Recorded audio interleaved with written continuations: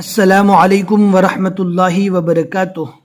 آپ کا استقبال ہے ہمارے چینل اردو کلاس میں۔ ہمیں امید ہے کہ آپ حضرات بخیر و عافیت ہوں گے اور اردو سیکھنے کے لیے ہر سبق کو اسٹیپ بائی اسٹیپ پڑھ رہے ہوں گے۔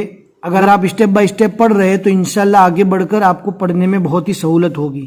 آج ہم کو دینی تعلیم کا رسالہ نمبر 1 کا 34واں صفحہ پڑھنا ہے۔ آپ دیکھ سکتے ہیں نیچے 34 لکھا ہوا ہے۔ اگر اس کتاب کی PDF چاہیے تو لنک ڈسکرپشن میں مل جائے گی، ضرور چیک کریں۔ آج کا جو سبق ہے وہ تھوڑا لمبا ہے، یعنی 3 صفحے ہے، 1 2 اور اس کے بعد ایک صفحہ اور ہے، لیکن ہے بہت ہی آسان۔ اگر آپ کو آج کا یہ پورا سبق اچھے سے سمجھنا ہے تو اینڈ تک ویڈیو دیکھیں، ذرا بھی اسکپ نہ کریں۔ اور آج کی سبق میں ہمارے حضور صلی اللہ علیہ وسلم کے پیاری زندگی کا ایک انوکھا واقعہ ہے، ضرور سنیں تاکہ آپ کو بھی سمجھ میں آوے۔ اب ہم پڑھنا اسٹارٹ کرتے ہیں۔ ویڈیو کو شیئر کر کے اردو کلاس کو آگے بڑھانے میں ہیلپ کریں۔ بسم اللہ الرحمن الرحیم۔ برائی کے بدلے میں بھلائی، برائی کے بدلے میں بھلائی۔ 2 چشمے والی ہا کو با کے ساتھ لکھا جاوے تو اس کی وائس بدل جاتی ہے، اس کو پڑھتے ہیں بھلائی۔ اگر آپ کو 2 چشمے والی ہا کا میتھڈ معلوم نہیں ہے تو لنک ڈسکرپشن میں مل جائے گی، ضرور پڑھیں تاکہ آپ کو اچھے سے سمجھ میں آ جاوے کہ 2 چشمے والی ہا کو کیسے پڑھتے ہیں۔ اردو کے پڑھنے اور سیکھنے کے لیے 2 چشمے والی ہا کا جاننا بہت ضروری ہے۔ برائی کے بدلے میں بھلائی۔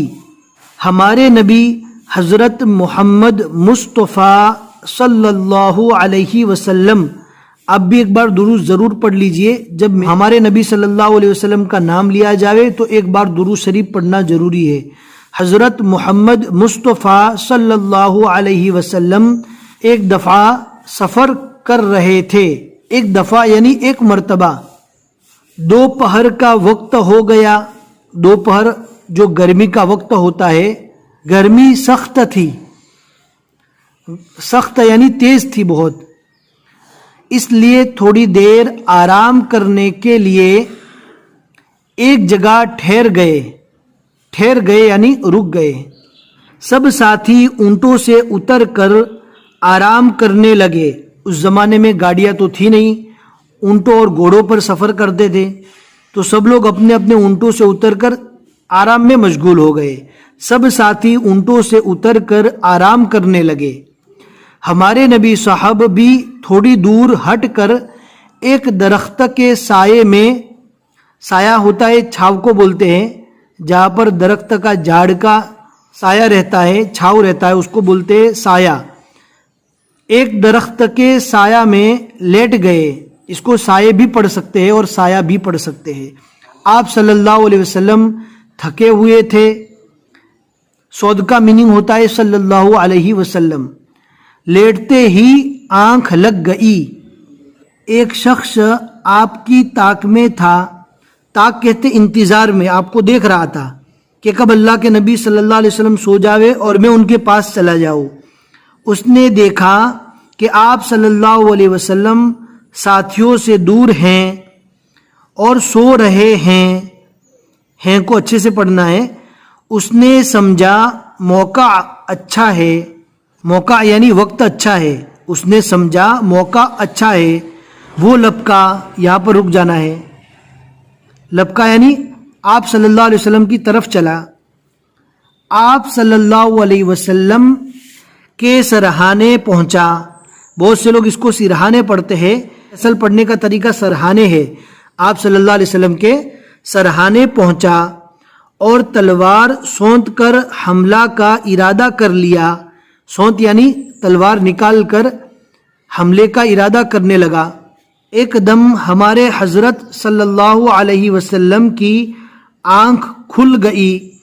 دیکھا کہ ایک جانی دشمن یعنی جان کا دشمن ننگی تلوار لیے، ننگی بولتے ہیں کہ تلوار ایک تو میان میں ہوتی ہے یعنی کور میں رہتی ہے، تو وہ کور میں نہیں تھی، اس کو ننگی کر کے یعنی اس کو نکال کر ننگی تلوار لیے حملے کا ارادہ کر رہا ہے، حملہ کا ارادہ کر رہا ہے۔